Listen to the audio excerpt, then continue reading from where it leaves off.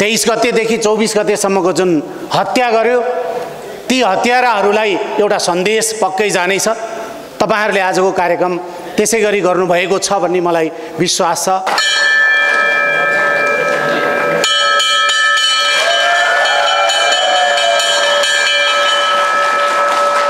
अघि म त्यहाँ बस्दै गर्दाखेरि 4:45 बजे आदरणीय पार्टी सभापतिज्यूबाट फोन प्राप्त भएको थियो। टेलिफोनबाट उहाँले सन्देश यही नै दिनुभयो कि मलाई आशा छ आजको कार्यक्रमले यो देशमा परिवर्तनका लागि नयाँ नयाँ पार्टीहरू खुल्दैछन्, परिवर्तनका लागि विभिन्न समूहहरू आउँदैछन्, विभिन्न व्यक्तिहरू अगाडि आउँदै हुनुहुन्छ। उहाँहरू सबैलाई समेटेर लिएर जाने एउटा साँच्चै नै राम्रो कार्यक्रम आज भयो होला। यसले त्यो सन्देश दियो होला र आगामी दिनमा ती जेनजी पुस्तालाई एउटा उमेर समूहलाई बाध्य पारेर सडकमा उतार्न तत्कालीन सरकारले जनताको लागि काम गर्छु भनेर जुन मत लिएर सरकारमा गयो र त्यसको दुरुपयोग गरेर सरकारले 23 गतेदेखि 24 गतेसम्मको जुन हत्या गर्यो ती हत्याराहरूलाई एउटा सन्देश पक्कै जानेछ। तपाईहरुले आजको कार्यक्रम त्यसैगरी गर्नुभएको छ भन्ने मलाई विश्वास छ र आज उपस्थित हुनुभएको सबैजनालाई मेरो तर्फबाट म आज तपाईहरुको माझमा हुन नसके पनि कारागार भित्रैबाट भए पनि टेलिफोनको सन्देश छ। उहाँहरू सबैजनालाई स्वागत र धन्यवाद भनिदिनु होला। म तपाईहरुको साथमा छु। म आज पनि कारागारमा बसेर मलाई कुनै कमजोर महसुस भएको छैन कि मैले यो समाजमा केही गल्ती गरेको छैन। मैले यो समाजमा राजनीतिमा आएर मैले कुनै त्रुटि गरेको छैन। मैले नागरिकको लागि, मैले जनताकै लागि भनेर मैले आफूले जतिन्जेल जिम्मेवारी सम्हाल्दा पनि मैले जनताको लागि कोसिस गरेँ। त्यसकै फलस्वरूप विभिन्न हाम्रा एजेन्डाहरूसँग मिल्ने एजेन्डा लिएर एउटा उमेर समूह सडकमा आउन बाध्य भयो। त्यो उमेर समूहको जेनजी पुस्ताहरू सडकमा आउनुपर्ने थिएन, आउनु हुँदैन थियो। उहाँहरू खेल्नुपर्ने, खानुपर्ने, घुम्नुपर्ने, रमाउनुपर्ने, पढ्नुपर्ने, अध्ययन गर्नुपर्ने त्यो उमेरमा सडकमा आउन बाध्य जसले बनाए तिनीहरूलाई आगामी निर्वाचनबाट उनीहरूलाई कहिल्यै उठ्न नसक्ने गरी अन्त्य गर्नको लागि पनि आजको यो हाम्रो एकता घोषणा सभा महत्त्वपूर्ण हुनेछ भन्ने उहाँको सन्देश।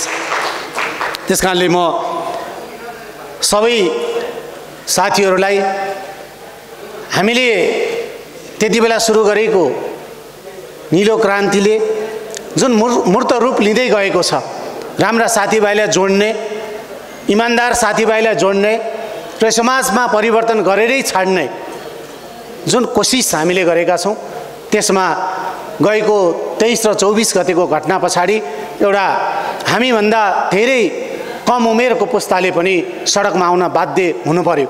जुन हाम्रो 21 नम्बरले पुगेन, हाम्रो 21 नम्बरले 30 महिनासम्म हामीले सक्ने प्रयास गऱ्यौँ तर त्यो प्रयासले हुन सकेन। लोकतन्त्रको खराब पक्ष भनेको त्यही मात्र एउटा हो जुन नम्बरमा खेलिँदो रहेछ। त्यो कुरा हाम्रो 21 नम्बरले हरेक प्रयास हामीले गऱ्यौँ। सरकारमा बस्दाखेरि प्रयास गऱ्यौँ, सदनमा प्रयास गऱ्यौँ, सडकबाट पनि केही प्रयास गऱ्यौँ तर नेतृत्वमा रहेकाहरूले त्यो पदको दुरुपयोग गरेर हामीमाथि निरन्तर लखेट्ने प्रयास भयो। हाम्रा नेताहरूप्रति, हाम्रो पार्टीप्रति हामीलाई उठ्न नदिनको लागि, स्थापित हुन नदिनको लागि जुन प्रयास भयो, अब त्यसलाई खबरदार भनेर आज विवेकशीलका साथीहरू जोडिनु भएको छ। यहाँहरूको जुन खबरदारी हाम्रो लागि अझ त्यो बलमा बल पुगेको छ, अझ हामी बलियो भएका छौँ।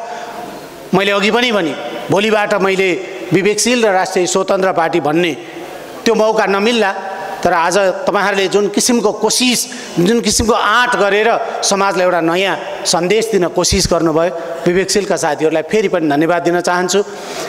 दुवै पार्टीका कार्यदलका साथीहरूले अहोरात्र खट्नुभयो र यहाँहरूले मिडियाका साथीहरूले अनेक प्रयास गर्दा पनि यहाँहरूले त्यो गोपनीयतालाई जोगाउनु भयो। हामी यही चाहन्छौँ। समाजमा आचार संहिता अनुशासनको कुरा पनि महत्त्वपूर्ण छ।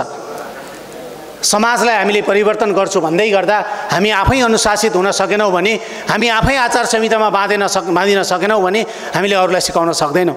त्यस कारणले यहाँहरूको यो प्रयासलाई म धन्यवाद दिन चाहन्छु। आगामी निर्वाचन अब फेरि तिनीहरूलाई नै जिताएर तिनीहरूलाई नै पठायौँ भने म यहाँ उपस्थित भएको नेपाली नागरिक, तपाईँ दाजुभाइ दिदीबहिनीलाई मात्रै होइन, म तमाम नेपाली नागरिकलाई भन्न चाहन्छु, यदि फेरि तिनीहरू नै सत्तामा गए भने सम्झिनुहोस्, तपाईँ कारागारमा जाने दिन मात्रै तपाईँले कुरेर बसे हुन्छ। उनीहरूको काम भनेको हामीलाई कारागार पठाउने नै हुन्छ।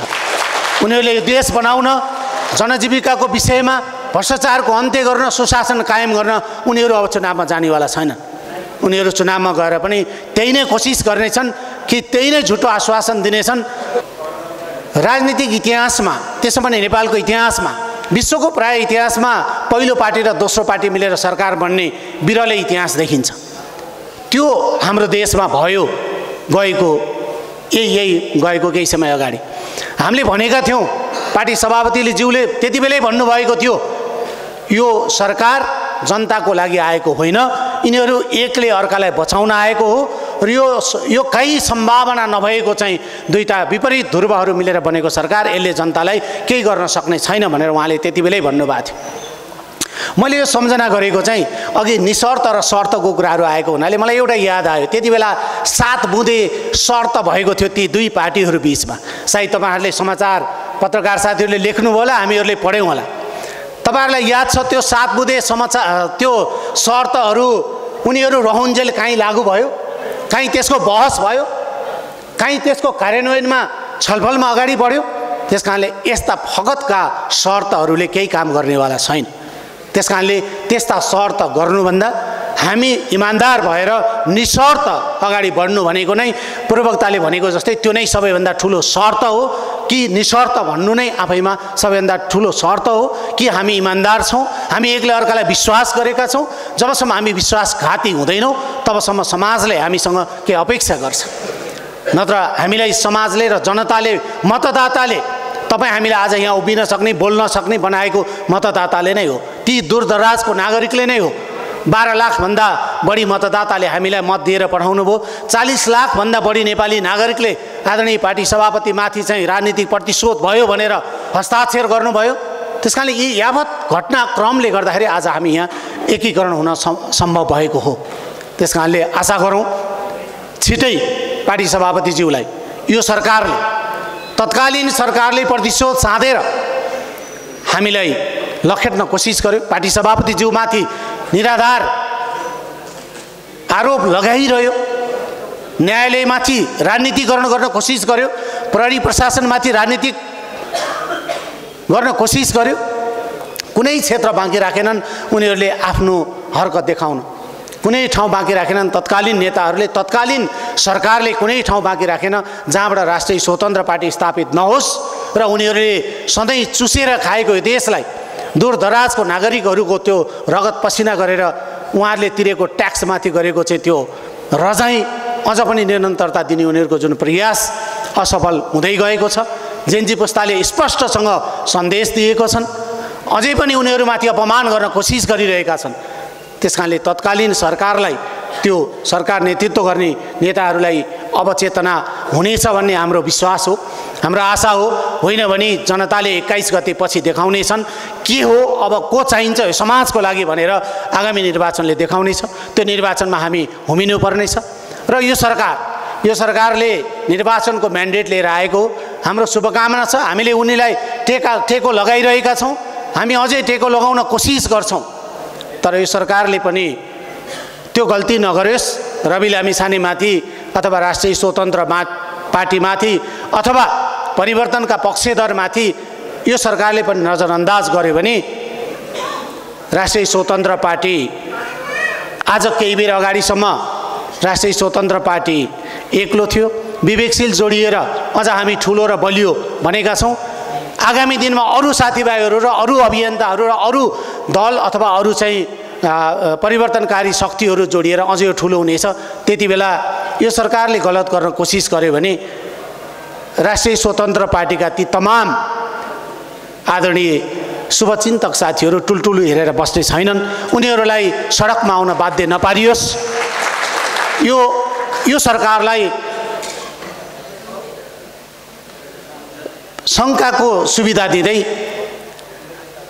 शान्तिपूर्ण तरिकाको चेतावनी पनि हो र यो सरकारले त्यसलाई नबिर्सिकन आफ्नो म्यान्डेटमा बसेर अब जुन निर्वाचन गराउनु पर्नेछ त्यो निर्वाचनमा अगाडि बढ्यो। समयमा निर्वाचन गराउनलाई राजनीतिक दलहरूलाई सबै राजनीतिक दलहरूलाई हामीले आह्वान गरि पनि रहेका छौँ र राजनीतिक दलहरूले नै सुशासन कायम गर्नको लागि भयरहित निर्वाचन गराउनको लागि राजनीतिक दलहरूले काम गर्नुपर्नेछ। त्यसकारणले त्यसमा सबै राजनीतिक दलहरूले पनि स्वच्छ निर्वाचन गराउनको लागि सहयोग गरून् सरकारलाई र सरकारले आफ्नो म्यान्डेट नबिर्सियोस् र दायाँ बायाँ अन्य केही नसोचिकन निर्वाचन केन्द्रित भएर अगाडि बढोस् भन्ने अपेक्षासहित पूर्ववक्ता साथीहरूले भन्नुभयो जस्तै अब वैकल्पिक राजनीति नभएर नयाँ मूलधारको राजनीतिक शक्ति बन्ने जुन एउटा कोसिसमा राष्ट्रिय स्वतन्त्र पार्टी अगाडि बढेको छ यसमा हामी सबैको साथ हुनेछ। स्वदेशमा र विदेशमा बस्नुहुने नेपालीहरूको साथ हुनेछ र हामी यसै पटक कुनै पनि अर्थमा प्रवासमा रहनुहुने नेपाली दाजुभाइ तथा दिदीबहिनीहरूले मतदान गर्न पाउनुपर्छ भनेर हामी निरन्तर निर्वाचन आयोग र सरकारलाई भनिरहेका छौँ। त्यसकारणले यसमा पत्रकार साथीहरू र तमाम बुद्धिजीवी वर्गहरू सबैले यसमा चाहिँ सरकारलाई र निर्वाचन आयोगलाई झकझक्याएर हामी यसै पटकबाट प्रवासबाट निर्वाचनमा मतदान गर्न सक्ने अवस्था होस् भन्ने त्यो अपेक्षासहित फेरि पनि अन्तमा जेनजी पुस्तालाई सडकमा आउन बाध्य पारेको तत्कालीन सरकारले अब जेनजी पुस्ता र त्योभन्दा पछाडि आउँदै गरेको अझ पछिल्लो पुस्तालाई अपमान हुने किसिमको राजनीति यो देशमा गर्न हुँदैन भन्ने कुरा उनीहरूलाई सद्बुद्धि मिलोस् र हामीलाई त्यो सद्बुद्धि योभन्दा धेरै अगाडि मिलेको छ। 79 सालदेखि हामी निरन्तर त्यसैमा काम गरिरहेका छौँ र म जेनजी पुस्ताका साथीहरूलाई सधैँ तपाईहरूको साथमा हामी छौँ। हामी सँगै मिलेर अगाडि बढौँ र तपाईहरूले जे उद्देश्यका लागि जे एजेन्डा लिएर तपाईहरू सडकमा आउन बाध्य हुनुभयो त्यसको लागि एउटा मात्रै त्यस्तो शक्ति राष्ट्रिय स्वतन्त्र पार्टी बन्न तयार छ जो तपाईको साथमा तपाईहरूको एजेन्डा र हाम्रा एजेन्डा एउटै हुन् र त्यो हाम्रो एजेन्डालाई हामीले कार्यान्वयनमा व्यवहारमा उतार्नको लागि हामी सँगै मिलेर काम गर्नुपर्नेछ। यो अपेक्षा र यो अनुरोध सहित जेनजी पुस्तालाई सँगै तपाईहरूलाई लिएर अगाडि बढ्ने त्यो कोसिस नेतृत्व गर्ने र सँगै अगाडि र पछाडि नभएर सँगै हिँड्ने प्रण गर्दै फेरि पनि अन्तमा आज विवेकशील साझा र राष्ट्रिय स्वतन्त्र पार्टीको यो एकता कार्यक्रममा उपस्थित हुनुहुने सबै साथीहरूलाई धन्यवाद दिँदै आजको यो कार्यक्रम यहीँ समापन भएको घोषणा गर्दछु। धन्यवाद, नमस्कार, जय घन्टी।